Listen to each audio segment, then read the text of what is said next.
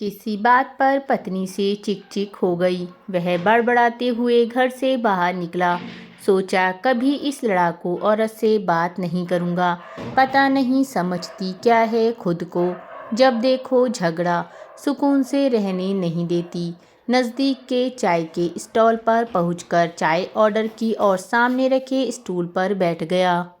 तभी पीछे से एक आवाज़ सुनाई दी, इतनी सर्दी में घर से बाहर चाय पी रहे हो। गर्दन घुमाकर देखा तो पीछे के स्टूल पर बैठे एक बुजुर्ग थे। आप भी तो इतनी सर्दी और इस उम्र में बाहर हैं बाबा। बुजुर्ग ने मुस्कुराकर कहा, मैं निपट अकेला, ना कोई गृहस्थी ना साथी। तुम तो शादीशुदा लगते हो बेटा। पत्नी घर में जीने नहीं देती बाबा, हर समय चिक चिक। बाहर न भटकूं तो क्या करूं, जिंदगी नरक बनाकर रख दी है। बुजुर्ग, पत्नी जीने नहीं देती, बरखुरदार जिंदगी ही पत्नी से होती है। 8 बरस हो गए हमारी पत्नी को गए हुए। जब जिंदा थी कभी कद्र नहीं की, आज कम वक्त चली गई तो भुलाई नहीं जाती।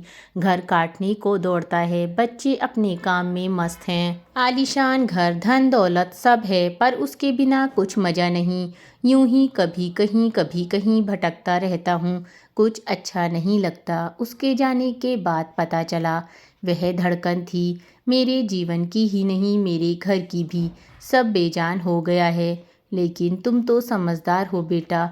जाओ अपनी जिंदगी खुशी से जी लो, वरना बाद में पछताते रहोगे मेरी तरह। बुजुर्ग की आंखों में दर्द और आंसुओं का समंदर भी। चाय वाले को पैसे दिए, नज़र भर बुजुर्ग को देखा, 1 मिनट गवाए बिना घर की ओर मुड़ गया।